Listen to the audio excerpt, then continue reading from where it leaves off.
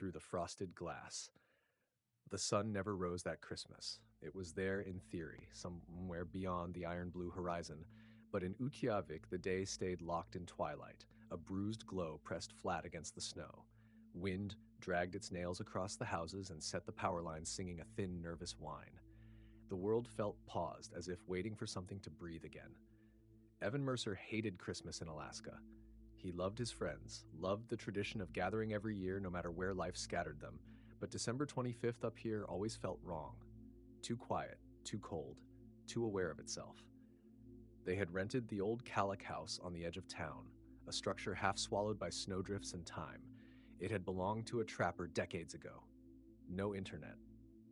Spotty cell service, a fireplace that smoked no matter how carefully you fed it. Perfect for nostalgia. Or isolation. There were 6 of them. Evan, his younger sister Mara, Jonah, and his girlfriend Elise, Samir, who never stopped filming things for memories, and Claire, quiet, observant Claire, who noticed things before they happened. By mid-afternoon, the sky darkened further, though it had never truly been light. Snow hissed against the windows like sand. Inside, the house smelled of pine logs and instant coffee. "That storm's getting worse," Mara said, peering through the frost-webbed glass. Evan shrugged. "It's Alaska. It always gets worse." Jonah laughed and tossed another log onto the fire. "We're fine. We've got food, booze, Christmas spirit." "Spirit is debatable," Claire murmured. No one heard her. They found it by accident. Samir was hunting for more firewood when he noticed the trapdoor in the floor of the back room. It was almost invisible beneath a warped rug. "Basement," he called out. Or something. The door resisted at first, then opened with a breath of cold so sharp it stung the lungs. The stairs descended into darkness that swallowed the beam of Samir's phone. "Why does every bad decision start like this?" Elise muttered. They went down anyway. The basement wasn't large. Stone walls, rusted shelves, old traps hanging like skeletal animals. And at the far end, leaning against the wall as if forgotten, stood the mirror. It was tall, taller than any of them. Its frame was carved from dark wood, etched with symbols that looked almost melted. The glass itself wasn't reflective at first glance. It was cloudy, like breath trapped forever on its surface. "Okay," Jonah said slowly. "That's not creepy at all." Claire didn't move, her eyes fixed on the mirror. "It doesn't belong here," she said. Samir stepped closer, camera rolling. "It's probably some antique, worth money." As he approached, the glass cleared, not to show Samir, but to show a hallway. Yellow walls, flickering lights, carpet soaked dark as if with old stains. Evan's stomach dropped. "That's not a reflection," Mara whispered. The hallway stretched impossibly deep, its angles wrong, its corners bending just enough to hurt the eyes, and then movement. Something passed across the far end of the hall, not fully seen, not fully hidden. They backed away together. The mirror went cloudy again. Silence filled the basement, thick and breathing. "Nope," Elise said. "Absolutely not." They should have left it there. They didn't. The storm cut the power that night. The house fell into darkness, broken only by the fire and the scream of the wind outside. Cell service vanished. The radio crackled and died. When the mirror began to hum, Evan thought it was the pipes. The sound was low, vibrational, like a distant engine idling beneath the earth. Claire was the first to stand. "It's calling," she said. Mara grabbed her arm. "Calling who? Us?" The mirror upstairs, because somehow it was upstairs now, leaning against the living room wall, cleared again. The hallway waited. Warm air spilled from the glass, smelling faintly of dust and rot. Jonah laughed too loud. "This is some prank, right? Old house, carbon monoxide." Evan reached out like his fingers passed through the surface like water, and when he pulled them back, they were dry. "Jesus," Samir breathed. They didn't vote. They didn't discuss. One by one, curiosity beat fear. The mirror swallowed them. Sound died first, then smell, then the certainty of direction. Evan stumbled forward into yellow light. The carpet was warm beneath his boots. The air buzzed softly, alive with electricity. They stood together in a corridor that stretched forever. No doors, no windows, only intersections that led nowhere new. "Okay," Mara said. We leave." They turned back. The mirror was gone. The hum deepened. Lights flickered. Something laughed. They learned quickly. The place reacted. Running made the lights dim. Whispering made the halls grow longer. Thinking about home caused the walls to pulse, wet and breathing. Time slipped. Samir checked his camera. The footage played backwards. Elise began to cry. The sound echoed too many times. That was when the thing appeared. It wore Jonah's face, but wrong, too stretched, too still. It smiled without blinking. "Christmas," it said. And the lights went out. They ran. The halls shifted. Mara vanished at a corner that hadn't existed a second before. Samir followed her. Evan screamed until his throat tore. Claire didn't run. She walked backwards, staring at the thing as it peeled itself from the shadows. "It needs permission," she said. "It needs to be invited."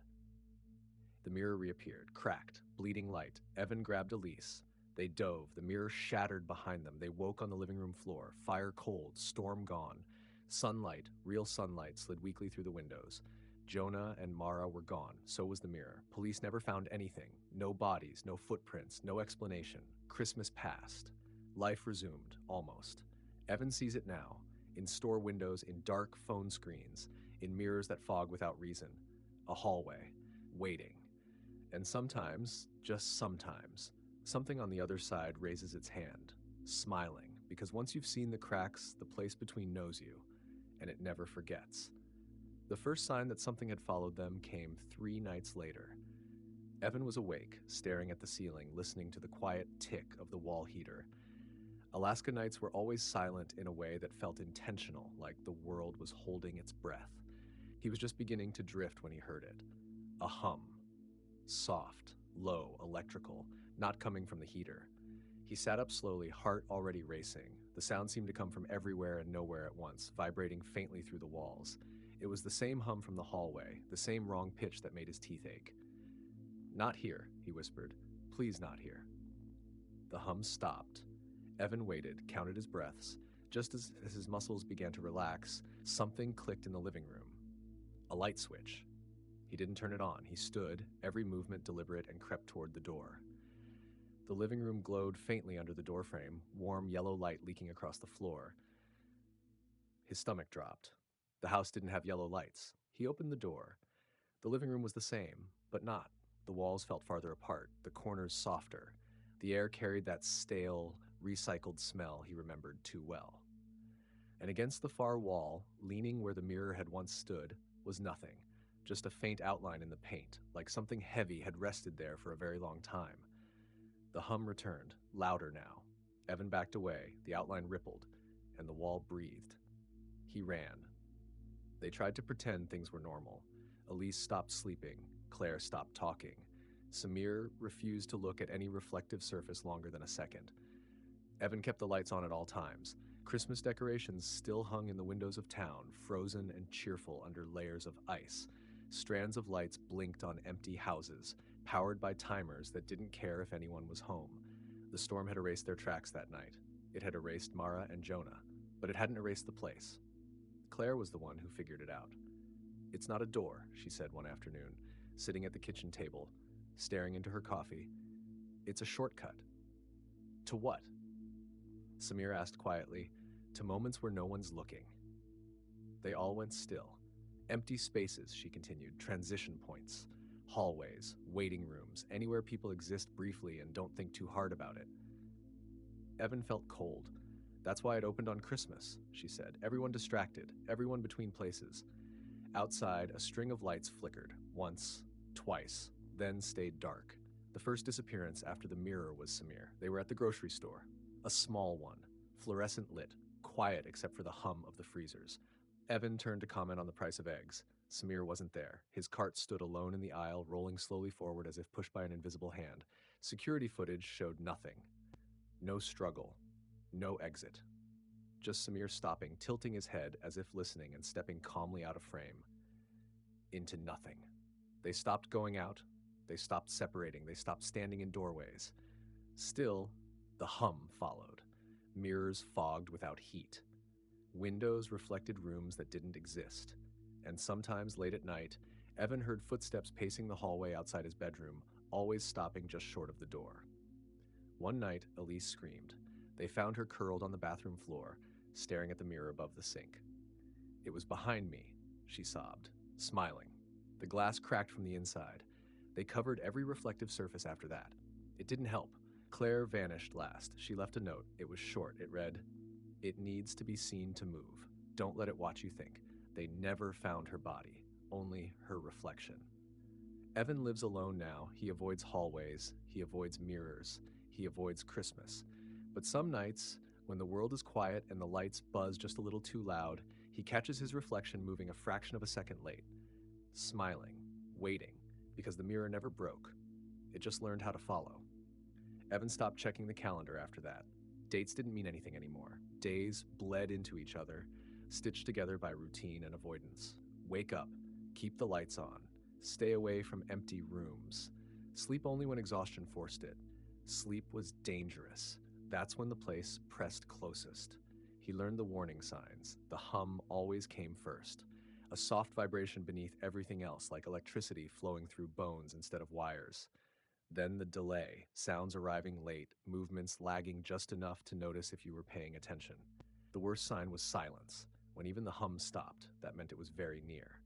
On December 24th, 1 year later, Evan woke to find snow piled against his window so high it blocked the light entirely. The storm alerts on his phone stacked one after another, warnings bleeding together into a single block of red text. Blizzard conditions. Do not travel. He laughed. A brittle sound. Of course, he said to the empty room. The heater buzzed, then hummed, then went quiet. Evan sat up slowly. The room felt bigger. He swung his legs off the bed. The floor responded late. Not much. Enough. Not today, he whispered. The hum answered. The power went out at noon. The apartment fell into gray shadow, the daylight outside reduced to a dim smear through ice-covered glass. Evan lit every candle he owned, arranging them along walls, on counters, anywhere that kept the dark from pooling too deeply. He didn't turn his back on any of them. At 3:17 p.m., his phone buzzed. No notification, just vibration. Then a text appeared. Unknown number. Do you remember the mirror? Evan dropped the phone. It vibrated across the floor, spinning slightly, screen still lit. Another message. It remembers you. The candles flickered, the shadows stretched. Evan backed toward the wall, heart slamming against his ribs. Claire, he whispered. The phone buzzed again. Not Claire. The hum returned, swelling until it filled the room. The hallway outside his apartment shifted. He knew without looking. The space pressed inward, rearranging itself, the geometry becoming less certain with every breath he took. The air tasted stale, recycled. The door across the hall vanished. In its place stood a mirror. Whole, uncracked, waiting. Evan stared at it from his doorway, frozen. The glass was clear now, not reflecting him, showing a room. A waiting room, rows of bolted chairs, flickering lights, people sitting perfectly still, eyes unfocused. He recognized them. Mara, Jonah, Samir, Claire, all seated, all waiting. His phone buzzed again. Christmas is a thin day, the message read. Boundaries weaken, the mirror rippled. A figure stood up inside the waiting room. It wore Evan's face. No, Evan said. The word felt small. The reflection smiled. You came back so many times, it said, its voice slipping through the glass, layered and wrong. We thought you wanted to stay. I survived, Evan said. You delayed, the thing corrected. There's a difference. The waiting room behind it shifted. More chairs appeared, more people, faces blurred together, overlapping, repeating. Why me? Evan asked. Because you look, it replied simply. Because you notice. The hum deepened. Because awareness leaves residue. The hallway lights flickered violently. The mirror brightened. Come back, the thing said softly. They've been waiting. Evan squeezed his eyes shut. No. Silence. Then laughter, not cruel. Patient. You misunderstand, the thing said. You never left. The apartment stretched, walls pulled away, then folded inward, yellow bleeding through the white like bruises surfacing under skin. The candles guttered, their flames bending toward the mirror as if drawn by a current. Evan stumbled backward. His foot hit nothing. The floor dipped. The mirror widened. The waiting room spilled outward, chairs scraping softly across tile as space rearranged itself to make room for him. Hands reached out. Not grabbing, inviting. Just sit, the thing whispered. Just wait. Evan screamed. The sound stretched. The world flickered. Somewhere, far away, a radio crackled to life. A Christmas song played, warbled, distorted, too slow. Evan felt the pressure in his head ease for half a second. He ran, straight toward the mirror, straight through the thing wearing his face. The glass shattered. The glass shattered. He woke on the floor of his apartment. Morning light, power restored, snow melting on the windows. The mirror was gone. So was the hum. For a long time, Evan didn't move. He waited for the delay. It didn't come. It didn't come. He stood. The floor answered immediately. Perfectly. Too perfectly. Evan left Alaska in spring. He didn't tell anyone where he was going. He avoided airports at night. He avoided waiting rooms. He avoided mirrors. Years passed. The world felt solid again, almost. On December 25th, somewhere far from Alaska, Evan stood in line at a quiet train station. The lights hummed softly overhead. A delay was announced. Please wait. Evan closed his eyes. Behind them, something smiled and waited. The first real sign that he hadn't won came with the reflections. Not mirrors. He avoided those religiously. This was subtler. Glass doors, dark screens, polished metal. They began to show him doing things he hadn't done yet. Standing still when he was walking, turning his head a fraction too late, smiling, always smiling. Evan stopped trusting his own movements. He would lift a hand slowly, watching every surface nearby, checking that the motion matched. Sometimes it didn't. Sometimes the reflection lagged just long enough to feel intentional, as if it was deciding whether to follow. People began to notice him noticing. Strangers on trains stared too long. Clerks paused mid-sentence, eyes unfocusing as if listening to something Evan couldn't hear. Once a child in a grocery store pointed at him and said very calmly, "You're leaking." The mother apologized. The child kept smiling. The dreams returned. Not nightmares. Worse, waiting dreams. Evan sat in endless rooms filled with chairs bolted to the floor. Sometimes they were empty. Sometimes they were full. The people never spoke. Neither did he. They just waited while lights buzzed overhead and time slid sideways. In the dreams, Evan always knew exactly how long he had been there. He could feel the number growing. He started hearing Christmas music in places it didn't belong. Elevators, restrooms, basements. Always muffled, always warped, always just loud enough to recognize. One night, alone in his apartment, the music stopped abruptly. The hum replaced it. Evan froze. The silence pressed in. Then came a knock. Not at the door, on the wall behind him. 3 slow taps. Pause. 3 more. The wall rippled like water struck from the other side. Yellow bled through the paint. Evan screamed. The missing posters began appearing a week later, not for his friends, for people who hadn't vanished yet. Evan recognized faces from the train station, from stores, from passing reflections. Each poster had the same small line of text at the bottom. Last seen waiting. He tried to run again. Different cities, different countries, it didn't matter. The place wasn't geographic, it was perceptual. Anywhere people stopped paying attention, anywhere time stalled. That was where it grew. On December 25th, 10 years after Alaska, Evan woke up sitting upright. Not in bed, in a chair. Bolted to the floor. Yellow light buzzed overhead, the air smelled stale. Rows of chairs stretched endlessly around him, filled with people staring straight ahead. Some blinked, most didn't. Evan tried to stand. He couldn't. His reflection sat across from him. Whole, patient. Still looking, it said gently. Evan's mouth moved. No sound came out. The hum swelled. More chairs appeared, more people. The waiting room expanded to make space. Don't worry, the thing said. No one stays forever, it smiled wider. They just wait until they're useful. Somewhere far away, in a quiet house on Christmas night, a mirror fogged for no reason.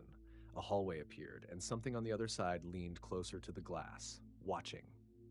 Because the place between is never empty, it's just patient. Evan woke up to silence. Not the heavy silence of the waiting room, a normal one. Birds, wind, the distant sound of a car passing. He opened his eyes, white ceiling, hospital lights, a heart monitor beeped steadily beside him. For a long moment he didn't move. He waited for the hum, for the delay, for the yellow bleed at the edges of the world. Nothing happened. A nurse noticed him stirring and smiled. A real smile. Tired, human. You're awake, she said. You gave us quite a scare. Evan swallowed. His throat hurt. Where? Anchorage, she said. You were found unconscious at the train station. Hypothermia, mild concussion. Anchorage, not yellow, not buzzing. It came out, broken, wet, but it was laughter. Days passed, then weeks. No hum, no reflections lagging behind, no music where it didn't belong. Therapy helped, medication helped. The doctors called it trauma, dissociation. A brain protecting itself. That explanation fit neatly, too neatly. Spring came, then summer. Evans stood outside one evening, watching the sun set properly for the first time in years. He cried. He believed he was free. On December 25th, Evan woke up early, not from fear, from excitement. Snow fell softly outside his window. Normal snow, gentle, quiet. He brewed coffee, wrapped a small gift for himself, turned on the radio. A Christmas song played, clear, undistorted. Evan smiled. He caught his reflection in the dark screen of the microwave. It matched him perfectly. He exhaled. "I'm okay," he said aloud.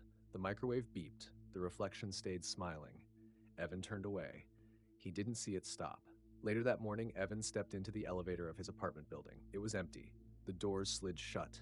The elevator descended, smoothly, silently. Then it stopped. Between floors, the lights flickered once, twice. The hum returned, not loud, relieved, like something that had finally found him again. The walls stretched, yellow seeped through the seams. The elevator doors opened, not to a hallway, to a waiting room. Chairs bolted to the floor, filled. Mara looked up. So did Jonah, so did Samir, so did Claire. They smiled, not happy, grateful. A voice spoke from everywhere at once. "Thank you for waiting," it said. "Your awareness has matured." Evan screamed. The doors closed. Somewhere far away, an elevator dinged. A woman stepped out onto her floor, humming a Christmas song. Behind her, the mirror inside the elevator briefly fogged, then cleared, and the waiting room made room for one more chair. Later, when the building's security footage was reviewed, the elevator was empty the entire time. It never stopped between floors. It never opened. And Evan Mercer was last seen standing perfectly still inside it, smiling at his own reflection in the doors, waiting. The elevator did not descend. It did not rise, it simply stayed, waiting. Outside the building, snow continued to fall. Cars passed, lights turned on and off in warm windows. Christmas carried on without noticing anything missing. Inside the waiting room, the lights steadied. The hum settled into something almost gentle. Evan felt the chair lock tighter around him, metal sinking painlessly into bone. Across from him, his reflection finally stopped smiling. It leaned closer and spoke softly, so only he could hear it. "You're not here because you failed," it said. "You're here because you survived long enough to see us." The lights dimmed. New chairs appeared. Somewhere, a mirror fogged. Someone else noticed. And the place between expanded, because Christmas is when people pause, and pausing is all it takes.